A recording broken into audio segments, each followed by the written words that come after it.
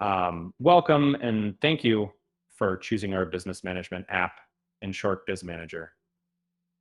Right away, let's dive into this comprehensive guide to get you started. On this authentication screen, you can press the skip button to proceed since you have not set a PIN yet. As you will read later, you will understand how to adjust this option, but for now, skip. This is the home screen where all products will be listed. You can expand to see all the details as explained in the guide provided. To create a new category and add products, click the products icon at the bottom. This opens a screen where you can add categories using the Add Category button. Categories act as containers for related products or different sections in your shop or store. We have added one example category called sports shoes. Now let's add products to our sports shoes category by clicking Add Products, and this takes to this screen. So as an example also, let's add Nike as a product within the sports shoes category. And as it is well known, Nike has various types of sport shoes, which we are calling levels here in the app. Your products could also have different levels, that is, different sizes, types, models, and so on. To specify the levels, we proceed to click Add Levels. Note, even when you want to access something like a level for actions, like editing it, you have to follow the same path. That is, select the category, click Add Products, click Add Levels, and then make the adjustments that you want. Once on this screen, read the guides so that you can easily make the intended adjustments. As for now, we are simply showing you how it's done. And so if your products have conversion factors as explained in the guide, click Yes. In our case, Nike Air Max 90 and Nike Air Force One do not have that relationship. In simple terms, you cannot say Nike Air Max 90 contains X units of Nike Air Force One for our case. And so we select skip. And then this takes us to the detail screen where we can input the unit costs and unit prices for each level. Or let's input these. It is important to note that these are simply examples and do not represent real values. For real products and levels, you will have to enter the actual unit costs and unit prices as per the market conditions or your determination.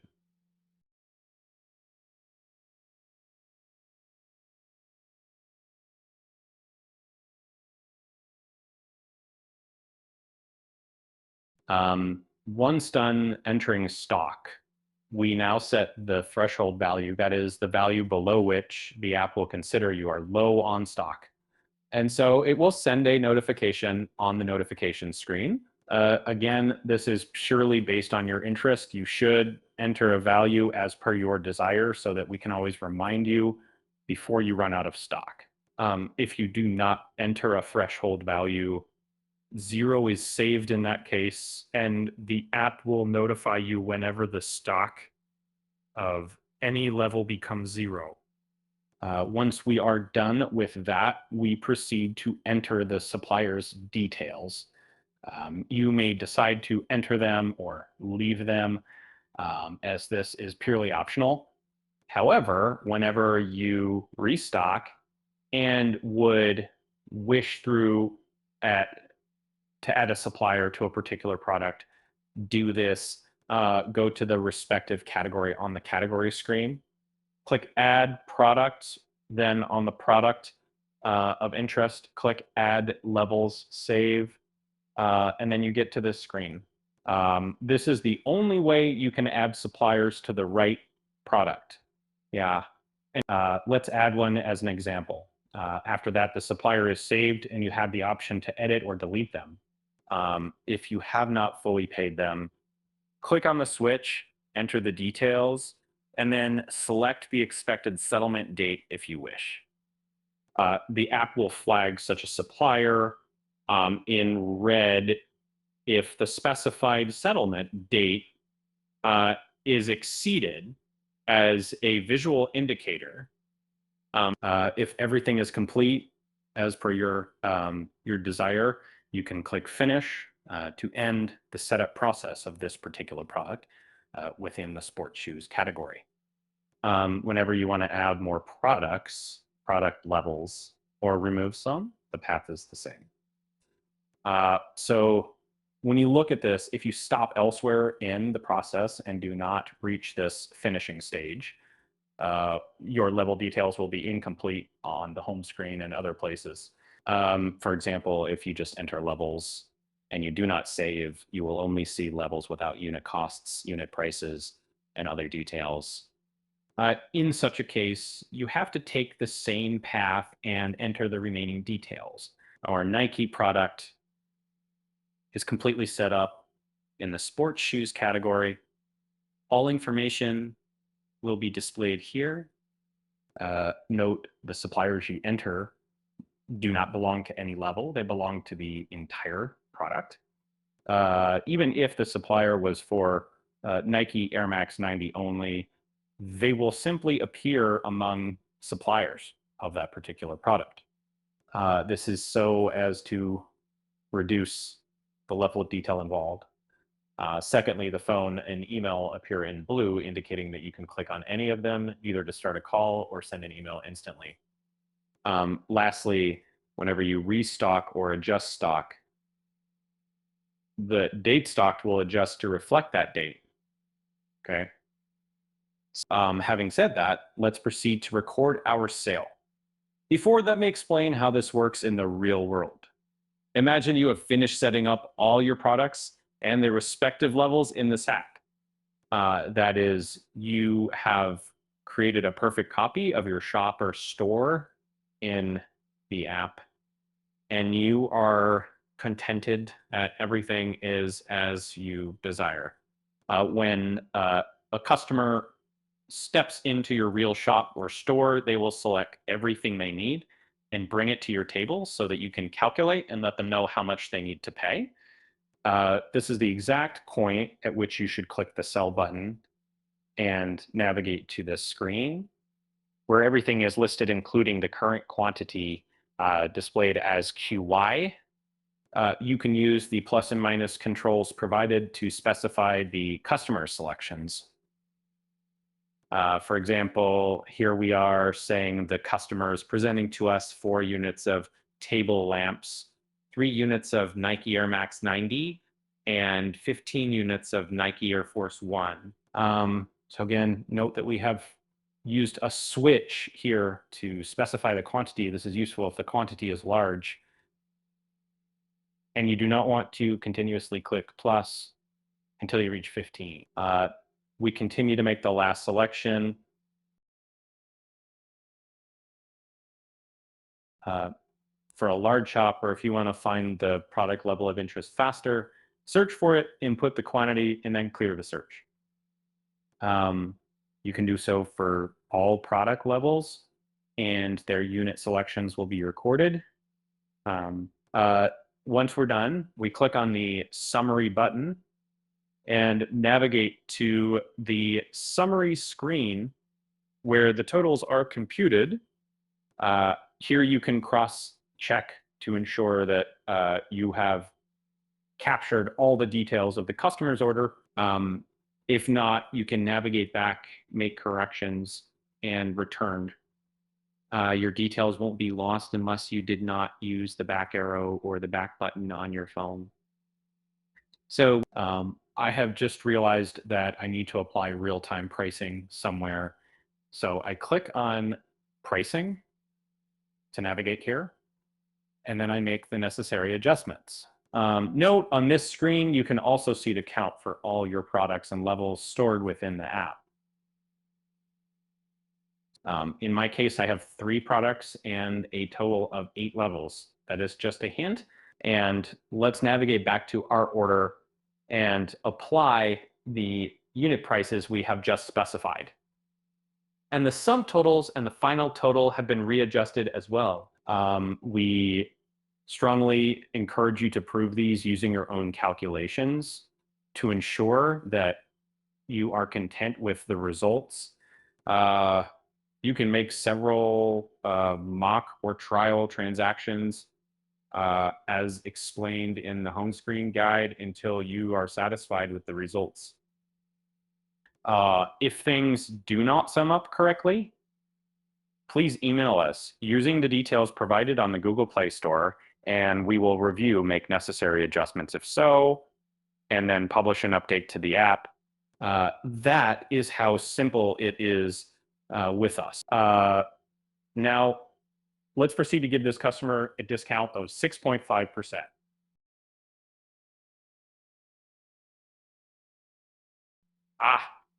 No, that is small. Let's give them a 7% discount so that they can return. Everything adjusts. If the customer is paying all in cash, select the cash option. If they are taking everything on credit, select the credit option. If they are paying some cash, select the cash credit option. Our customer, Maria Gonzalez, is paying $500 in cash, and the remaining balance will be computed by the app and stored. If they want to know how much is remaining, go to the transaction history screen, and there you will find all the details once you have clicked finish. Note also that we have not entered their email and phone number, although that is perfectly fine. We shall have no way of contacting Maria in case we want to collect her money unless she's from the neighborhood. It is recommended that you always try by all means to record the customer's email and phone details, not only for sales involving credit, but also for cash. Never know, you may want to contact them sometime in the future. Keeping that aside, our transaction is recorded and Maria has gone. We can click on today to see our progress so far.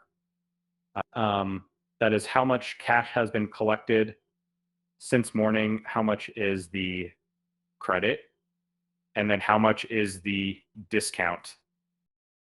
You can cross-check to see if you really have that cash so far or if it has disappeared mysteriously. That is not good.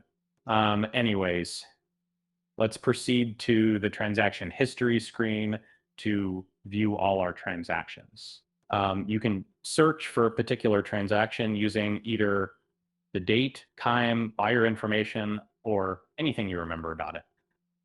A perfect match will be made and the transaction of interest will be shown. If transaction records are more than 5, you will have to use the Show More button to display others until they are all displayed. Now let me show you how a notification will arise. As an example, let me mark all the available Nike Air Max 90 units as sold.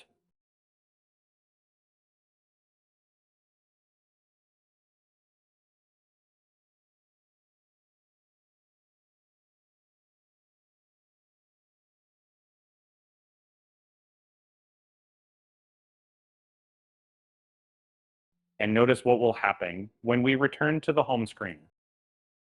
You see our notification icon has a red dot indicating something is not right. Let's check it out. Oops. They have nothing in stock for Nike Air Max 90. What do we do? Should we simply restock? No. You have to only click on restock if you order a particular quantity of Nike Air Max 90 and it has arrived.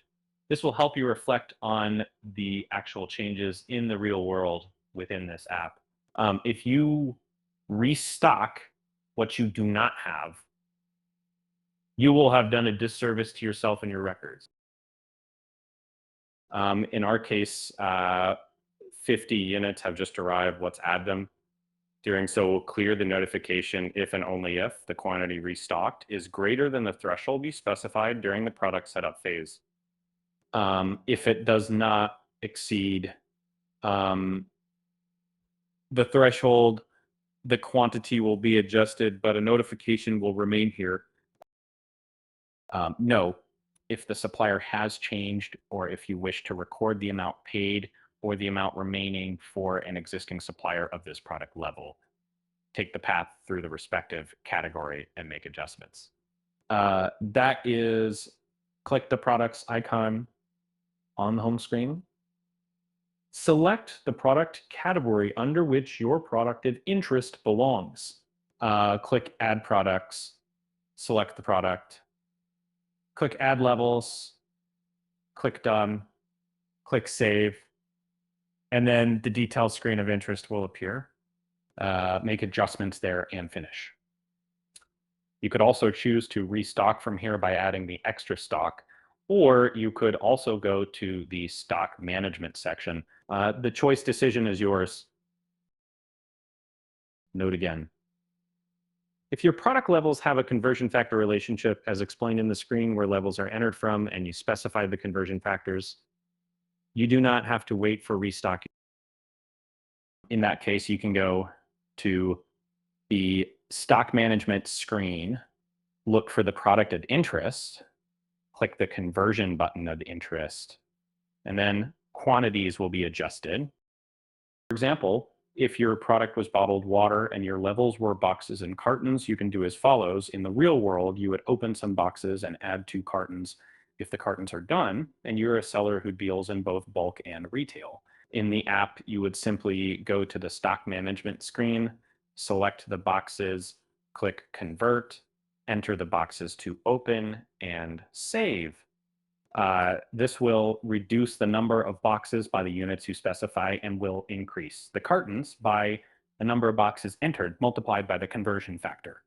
As an example, say that you have 10 boxes and 0 cartons. The conversion factor between these is 5. That is, each box contains 5 cartons. When you click convert and enter 2 in the input field, the stock for boxes will become 8, while the number of cartons will increase to 10. That is how simple it is. Now, let's make some other transaction, assuming another customer has arrived. The process is the same for all transactions.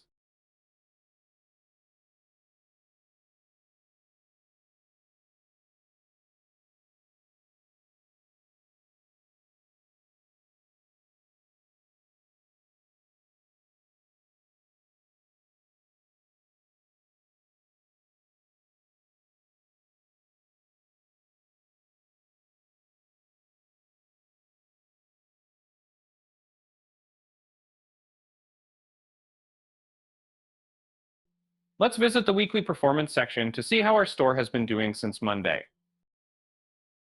To understand what's displayed here, we recommend that you read the guide provided under Doc's icon. Unfortunately, the customer we just sold to the 5 units of Nike Air Max 90 and the 5 units of Nike Air Force One has returned all of them. This means we have to cancel the transaction and refund them. And to do so, we select the transaction record of interest and click on X. And then a dialog appears with instructions on how to do so. Since we are canceling the entire transaction, no need to adjust the credit amount displayed. That is, we shall update our records that we no longer demand John anything. Since John has disappointed us, we should also cancel the discount we had offered them. That is, leave it as it is in the input box. Then, as instructed by the guide, we enter all the units returned and click confirm. This will mark the transaction as canceled. The units will be added back to stock. John's credit will be canceled, and the discount amount we have offered so far will be reduced. You should also note that a transaction cannot be canceled if one or more of the products or product levels that it presents were later deleted. You can refer to the guide for more information. Back to our sales screen, you can see that our Nike stock has been added back. And then let's check on the buyers that we demand so far. We have Jacques and others. If any of them pays, you can come and adjust the remaining credit. So know if they pay a portion of what is demanded. This will reduce their credit, but they won't be removed from the list because we still demand them. If they pay all, you can select settle and confirm with a yes. This will remove them from the list of buyers with credit, and records will be updated.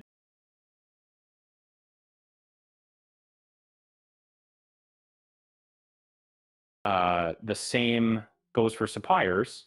You can enter partial payments you have made to them or mark them as paid so as to update our records and remove them from the list of unpaid suppliers. You can also record business expenses. As you see me doing and many other things, the app has a lot to offer, and we cannot exhaust all this in this video. You can rely on the guides or even explore the features on your own so that you can gain a deeper understanding.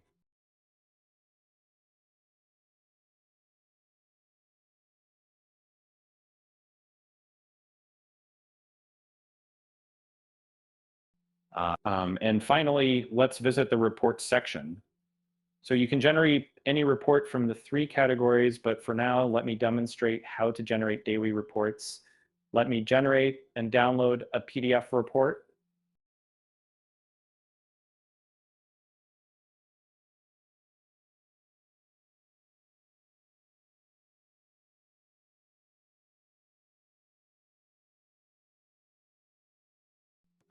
Immediately after downloading, the app offers you an option to share this report, and you can share it using any app that appears. For example, you can share it on email, WhatsApp, and so on. The process is the same for all the other reports. We hope this guide has given you some insights about the app, and in case something is not clear, you can leave us a comment and we will endeavor to respond as possible as we can. Please do not forget to like, subscribe, and share. On behalf of the Next Tech Titan team, I appreciate your endurance and your dedication to watch this video till the end. May God reward you for that. Bye for now.